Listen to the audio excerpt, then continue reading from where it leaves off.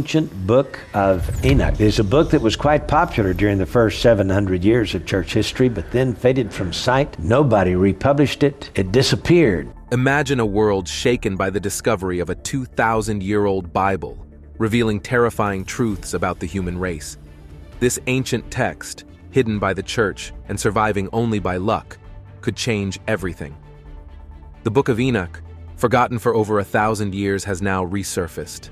Just a few months ago in Ethiopia, it became clear how significant this scripture would be for humanity and why it has come back now. What answers about our origins does this ancient book hold? Join us as we discover the hidden truths the Catholic Church doesn't want you to know. Hidden history in ancient texts. Today we live in a time when the usual explanations from churches and scientists just don't cut it for many people. Across the globe, there's an overwhelming amount of evidence suggesting that the story of human history might be quite different from what we've been taught. One example of this is the Book of Enoch, a text that was once well known and respected within the church, but was later removed from the Bible because of its controversial contents. It wasn't until the 18th century, a time when humanism was on the rise and science began to operate independently from religious institutions, that the initial chapters of this book came back into the light. These stories, especially those about fallen angels and the giant beings called Nephilim, have dramatically changed the Christian view of the world and have offered deep, unexpected insights into what it means to be human. Despite its significant role in the early centuries of Christianity, the Book of Enoch was left out of the official Bible. This makes us wonder why a text that was once as popular and respected as other religious writings was so pushed aside and almost forgotten. This ancient document challenges the typical biblical stories and paints a rather dark picture of humanity's future, talking about world-ending events and divine judgments that are supposed to hit humanity. These grim predictions, though scary, make us think hard about the impact of our actions. Another intriguing aspect of the Book of Enoch is its account of the Nephilim, a fierce race born from the union of fallen angels and human women. This story flips traditional ideas of good and bad upside down and introduces a completely different cosmic order than what religious leaders typically share. The book is also rumored to contain magical spells and forbidden knowledge that could either give great power to or cause the downfall of those who use them.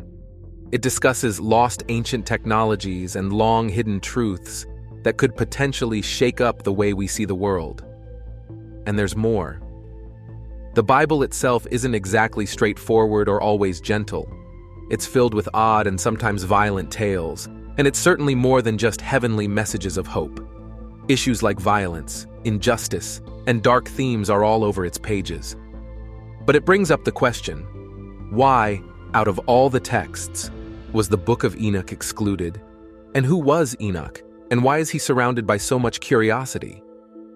Enoch appears in different religious traditions, but is rarely talked about in regular church teachings, even though he plays a significant role. In the Old Testament and the Jewish Tanakh, which are pretty much the same, Enoch is described as the seventh descendant from Adam, the father of Methuselah, and the great-grandfather of Noah.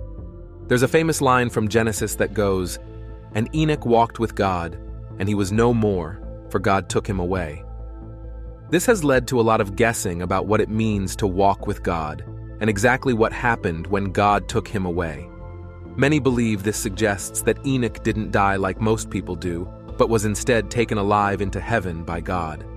In Jewish Kabbalah, Enoch is transformed into the archangel Metatron, who is especially favored by God and envied by other angels because he was once human. It's really intriguing that someone with such a unique biblical story would be deliberately left out by the church. Although Enoch is mentioned in the New Testament, his book was never added to the canon of the Christian Bible, making his role almost seem unimportant, despite being the only person to ascend to God while still alive. In the Islamic tradition, Enoch is known as Idris. The Quran mentions Idris a couple of times, praising him as a prophet and a truthful and righteous man. Like Enoch, Idris is believed to have been taken up to heaven, highlighting his esteemed status with God. Stories outside the Quran talk about Idris's wisdom, his contributions to scripture and science, and his role as a pioneer among prophets. For centuries, the Book of Enoch was hidden away, preserved by monks in Ethiopia, away from the Western churches that wanted to forget it forever. But then, historians rediscovering this extraordinary text in Africa brought it back into the light. The Ethiopian Christian Church, which follows older scriptures and traditions, played a crucial role in keeping this text. By the 18th century, Enoch's book made its way back to Europe for the first time and slowly started to come out from the shadows of church history, passing through the hands of mystics, scholars, and researchers. Many now look to Enoch's writings to find the true origins of mankind, emphasized by God's affection for Enoch, whom he chose as his scribe. Stay tuned for more. It's believed that many early Christian writings found their way into the Abyssinia region of East Africa, where they have been kept safe. The Ethiopian Church claims to hold the original texts of the Ten Commandments in the Ark of the Covenant, suggesting a preservation of the original church's authentic scriptures and messages. The Ethiopian Orthodox Tewahedo Church, recognized as one of the world's oldest Christian denominations, traces its roots directly back to the 1st century AD. Christianity is said to have been introduced to Ethiopia by the queen's eunuch treasurer, and was established as the state religion in the 4th century by Frumentius, Ethiopia's first consecrated bishop. The Ethiopian Orthodox Church holds several unique books that you won't find in other Christian denominations. This church is one of the oldest forms of Christianity, and its traditions might be the most unchanged from the early days. Historians nowadays often turn to Africa to explore these untouched aspects of Christian history. The oldest version of the Book of Enoch, for example, is preserved in Ge'ez, an ancient Ethiopian language. For linguists, decoding Ge'ez is as straightforward as translating Latin. Because of this, the versions of the Book of Enoch found in Europe today are believed to be genuine and unaltered. With Enoch's stories fresh in our minds, we'll look at how the Ethiopian Church keeps old wisdom and its views on good and bad. Early Christian texts rediscovered. This church preserves not only special texts like the Book of Enoch, but also ancient practices and rituals that likely mirror those of Christianity's earliest followers, nearly 2,000 years ago. Our broader understanding of Christianity has been muddied over time by the many translations and selective editing by church authorities. In Ethiopia, the Book of Enoch is thought to explain the origins of evil and sin in the world. It describes humans as beings capable of great good or great evil, with only the love and commitment to God guiding them towards the light. Ethiopian Orthodox scholars see these dynamics of good and evil as normal parts of the universe, with our role being to resist evil and strive towards goodness. The Book of Enoch offers a view of the world filled with spiritual visions and significant revelations. These experiences reflect the ultimate destiny of the soul and the purpose of creation. Despite these deep insights, the Catholic Church tends to ignore the Book of Enoch, and even independent church scholars often dismiss it because it presents a very different view of theology than what's commonly accepted in Western Christianity. They argue that the book's unusual descriptions of angels and the end of the world indicate it's from a dubious origin. The story of the Bible as we know it is pretty fascinating. In the centuries just after Christ, a variety of texts about Jesus' life, the apostles' teachings, and other spiritual writings circulated among Christian communities. These texts were accepted to varying degrees. Key texts like the four Gospels, Acts of the Apostles, and Paul's letters became central to church teachings. Yet disagreements about their interpretations led to debates about what should be officially included in the Bible. Over time, it became crucial to define a clear set of scriptures to avoid misleading teachings. The first lists of approved scriptures were initially quite inclusive, but became more restrictive. At the councils of Hippo in 393 and Carthage in 397, the New Testament as we know it was formalized, including 27 books recognized by all Christian communities. The criteria for including these texts were strict, emphasizing apostolic origins and agreement with accepted beliefs, leading to the exclusion of texts that didn't fit. But wait, there's more. Critics argue that the selection of biblical texts was based on shaping a specific narrative, sometimes more focused on control than on providing true spiritual freedom. Allegedly, thousands of texts, including lesser-known Gospels and early Christian writings, are hidden away in the Vatican archives, leading to questions about their exclusion from the Bible. In the mid-1940s, many scrolls with old Christian and Jewish texts were found in a cave by the Dead Sea. Some, like the Book of Enoch, offer a different perspective on early Christianity and Jesus' life. The term Apocrypha refers to texts related to Jesus' life and the events of the Old Testament, written from about 1200 BC to the 2nd century AD. These texts, not included when the current Bible was compiled, are not officially recognized as apocryphal. Among the Apocrypha are benign variations of familiar stories from both the Old and New Testaments. However, there are also texts that clash significantly with the mainstream teachings of large churches, especially the Catholic Church, because they present a very different view of the Messiah and other biblical events. When the Bible was first compiled in the 3rd century AD, no eyewitnesses to the events described were alive. The compilation of the canon, still valid today, was likely influenced by motives that involved more than just preserving an accurate historical record. From the beginning, there was an element of control and manipulation of the Christian story. Today, researchers also believe that due to the numerous translations, the original meanings of the texts have been altered multiple times. One of the most famous excluded writings is the Gospel of Thomas, found in 1945 in Nag Hammadi. This gospel is viewed today as an almost complete account of Jesus' life, though it presents some events quite differently. Thomas, although not recognized by mainstream church authorities, is considered one of the most authentic writers. He portrays a relatable Jesus who simplified his teachings to just 2 commandments: to speak and act sincerely. In Thomas's writings, Jesus focuses on compassion and kindness. The texts, dating from 60 to 250 AD, start with, "These are the hidden words that Jesus spoke, which Judas Thomas wrote down. Whoever understands the 114 verses of this scripture will overcome death and find the way to immortality." The Bishop of Alexandria really didn't like certain Gospels, like those of Thomas, Philip, and Truth. Instead of destroying them as ordered, their supporters tucked them away safely, where they stayed hidden for nearly 2,000 years. And that's not it. Mary wasn't favored much in the early church.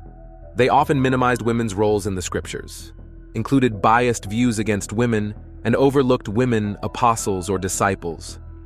From lesser-known writings, it's clear Jesus had as many women around him as men. He had a significant connection with Mary Magdalene. While today's Bible portrays her as a sinner, some texts suggest she was actually a close companion, or possibly even Jesus' partner. The Gospel of Mary doesn't delve much into his personal life, but more on what happened to Jesus' physical body after his death. The first apocalypse of James, likely written in the 3rd century by followers of Valentinianism, puts down supposed conversations between Jesus and his brother James, talking about hidden codes that could unlock heaven. Emperor Constantine wasn't a fan of such ideas and had this apocalypse officially banned in the 4th century. Nonetheless, this document also survived and was rediscovered in 1945 at Nag Hammadi. After seeing Ethiopia's special texts, we'll explore other forgotten writings and strange translations that change how we see the Bible. Giants in ancient lands. The books of Adam delve into the lives and challenges of Adam and Eve, particularly their dealings with Satan. These stories come in many languages and versions, offering Adam and Eve's perspective on life after paradise, including mentions of the Nephilim, offspring of human women and giants also acknowledged in the official Bible, and Seth, their 3rd son.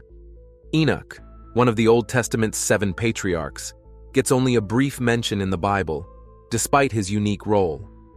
He was directly related to Noah and Jesus, and uniquely, he was taken to heaven alive by God because of his virtuous life. His significant book was left out of the Bible, probably because the church wanted to keep the idea of ascending to heaven unique. Aristeas's letter discusses the initial translation of Moses's books into Greek. This letter suggests that those early translations were filled with errors, hinting that the Bible as we know it might be quite altered from its original. These translations were reportedly done in just 72 days, a timeline that experts find hard to believe. The Catholic Church, however, stands by the accuracy and legitimacy of these translations.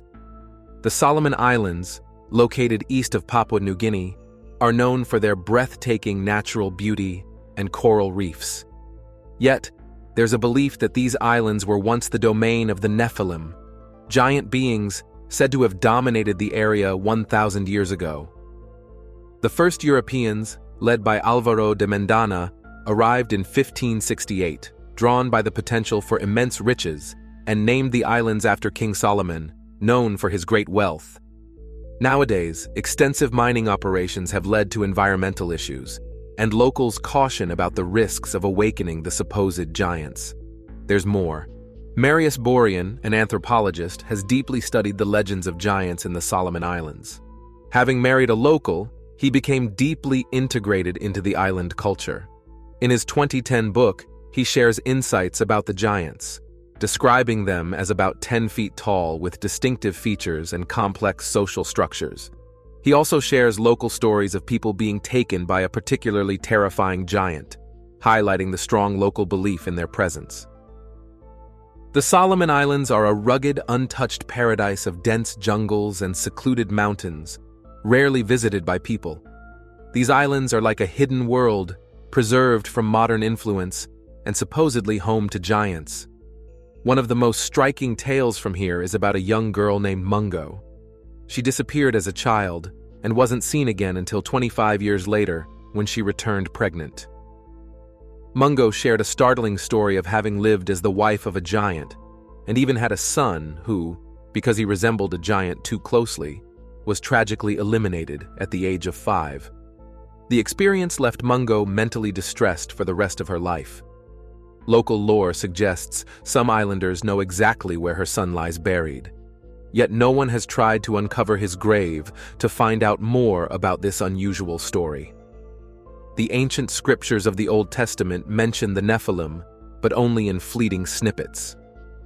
These beings, the Nephilim, are described as the children of giants and human women, with their fathers said to be fallen angels, or in some interpretations, extraterrestrial beings from the skies. The nature of the Nephilim is viewed differently across religious texts. In Christianity, they are seen as mighty heroes of immense strength, while Jewish texts paint them as malevolent demons who brought their violent tendencies to earth. These accounts suggest that despite their human connections, the giants could not shed their destructive behaviors. These sinister giants are depicted as embodiments of hate and aggression. It's hinted that they might one day come back to cause chaos. In the apocalyptic visions of the Bible, specifically in Revelation, there's a prophecy about an army of 200 million bizarre beings that will unleash a catastrophic plague, wiping out a third of the world's population. This foreboding force is indirectly connected to the Nephilim, with some scholars believing that these giants will be the harbingers of doom in the final days. Keep watching for more.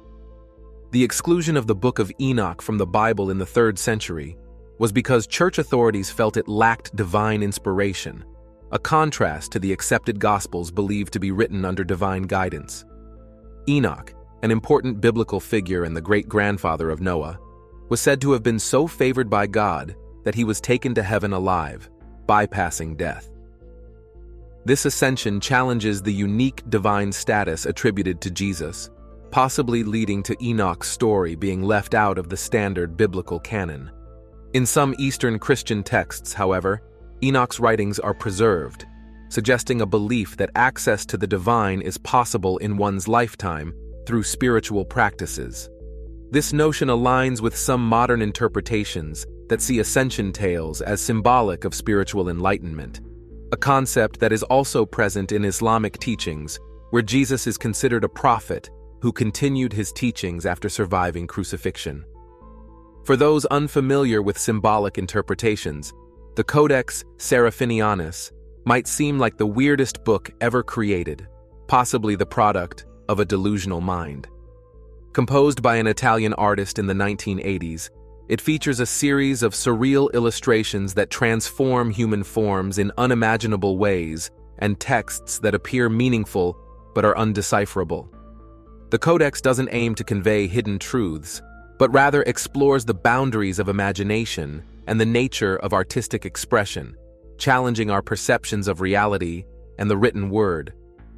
From old books to hidden letters, we dive into the strange texts and magical books that amazed scholars and shaped spiritual beliefs. Enoch, the man turned angel. Similarly intriguing is the Soiga book, known as the Will of God, a medieval Latin document that captivated John Dee, a renowned scholar and advisor to Queen Elizabeth I. The book is packed with mystical content, including spells, rituals, and detailed descriptions of celestial hierarchies.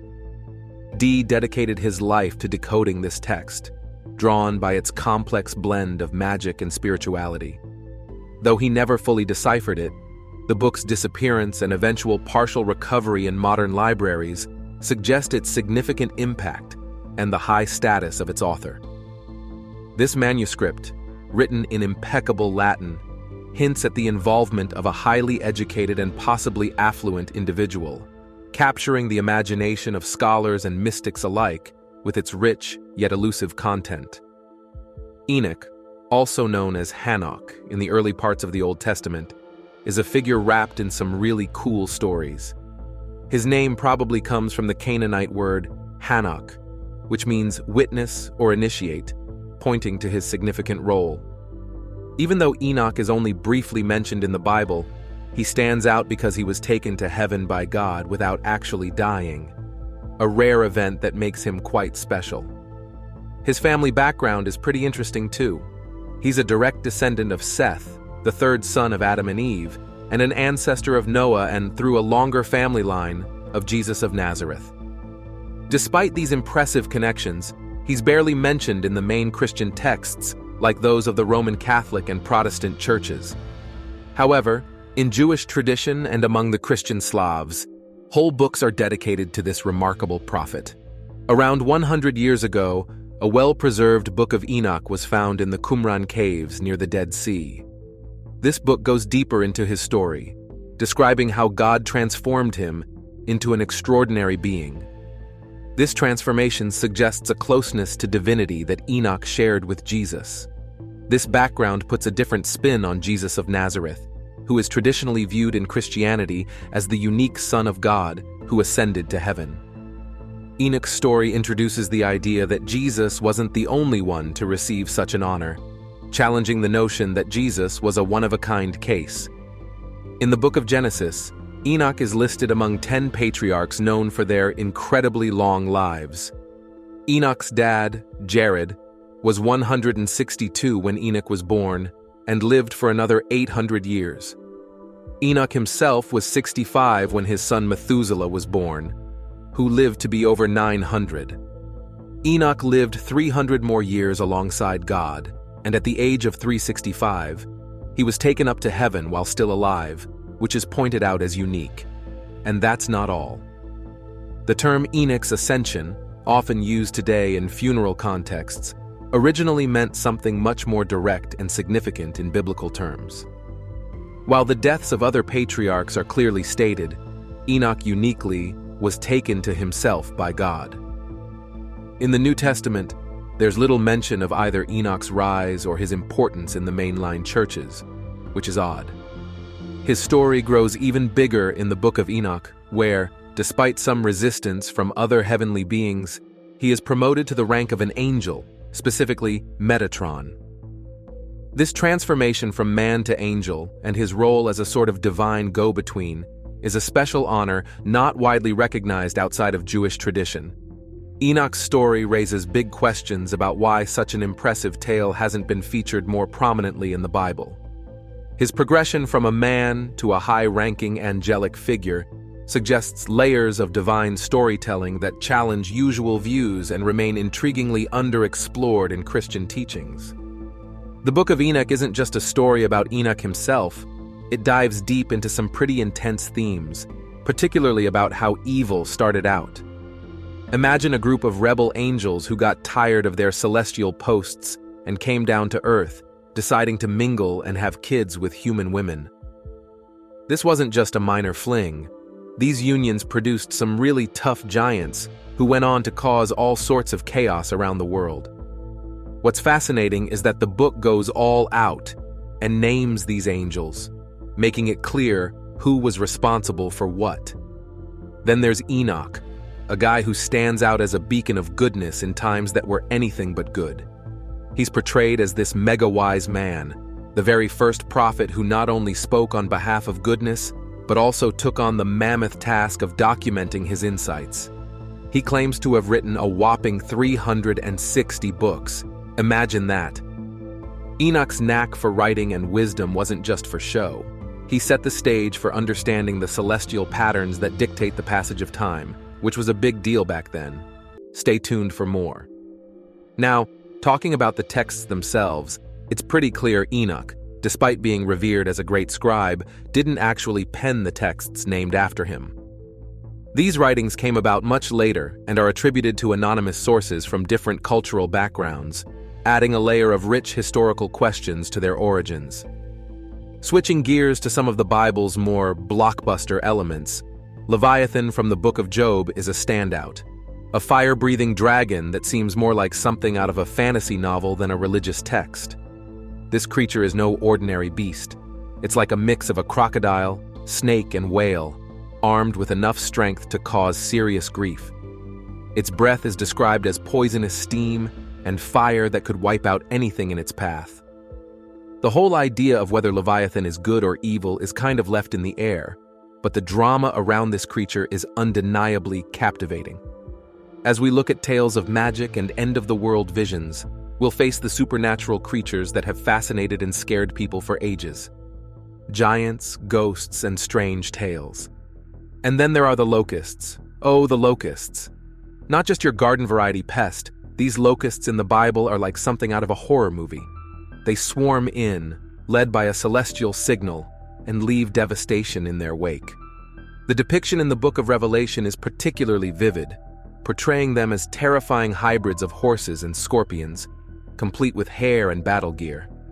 To this day, locusts are a real headache in many parts of the world, and their sudden appearances and disappearances continue to be a source of wonder and dread.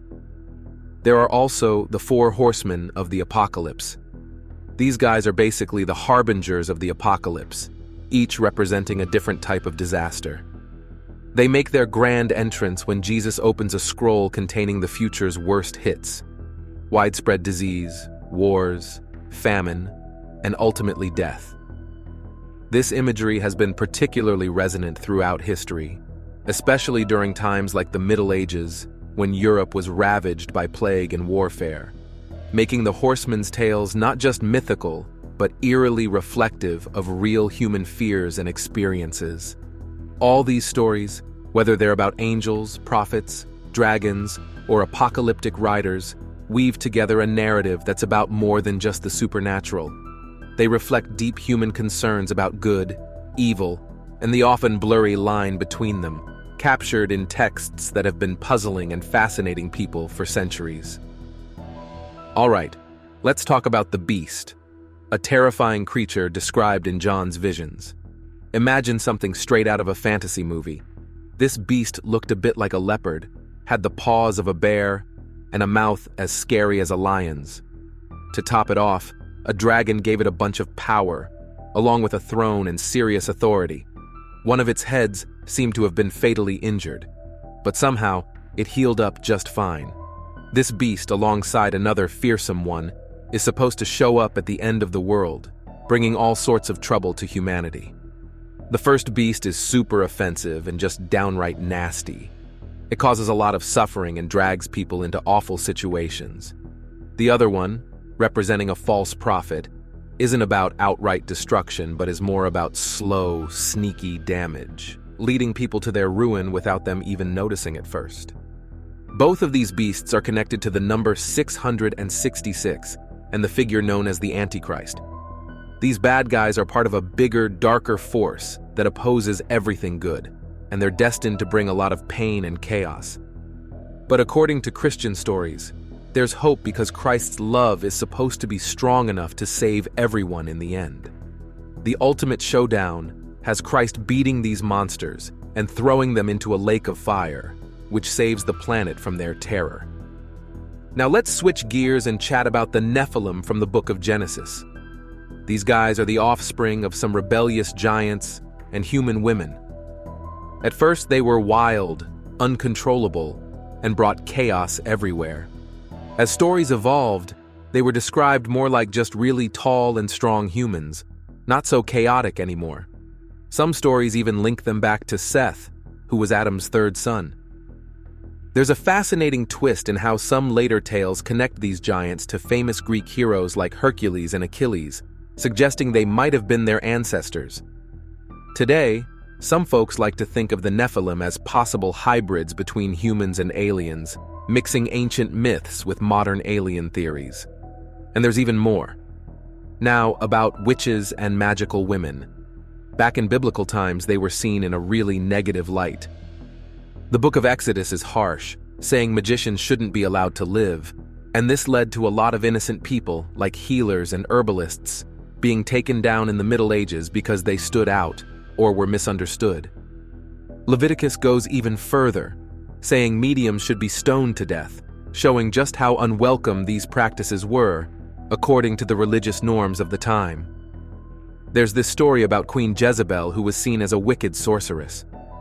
She supposedly used her powers for bad stuff like controlling men and influencing wars, and in the end, she faced a really brutal punishment from the religious leaders of her time. Ghosts pop up a lot in the Bible, especially in the Old Testament, where the world seems full of supernatural beings like demons and angels. One famous story is about King Saul, who got so desperate in his fight against enemies that he ended up summoning a spirit. In the New Testament, there's an interesting twist where Jesus is thought to be a ghost by people who see him walking on water. They were totally freaked out until he showed them he was real, not just a spirit. Now let's talk about a wild story involving a werewolf king from the Babylonian Empire, Nebuchadnezzar II. He got too proud and ended up having a nightmare that really shook him up. He sought advice from the prophet Daniel, who told him he'd have to live like a wild animal for 7 years to learn his lesson about humility. In his stories, Nebuchadnezzar turns into a wolf man, showing how these tales blend human traits with animalistic ones to teach deep lessons about pride and divine power. Behemoth, yet another biblical beast, isn't necessarily evil, but is super powerful. Described as a massive plant eater that no one can beat, it's often thought to be something like a rhino or hippo. However, some people believe Behemoth, along with Leviathan, were actually dinosaurs, fitting into a belief that humans and dinosaurs lived at the same time, according to some Christian fundamentalists who see the world as only a few thousand years old. Could this ancient Bible be a groundbreaking revelation, or just another elaborate hoax? Share your thoughts, and don't forget to like and subscribe for more.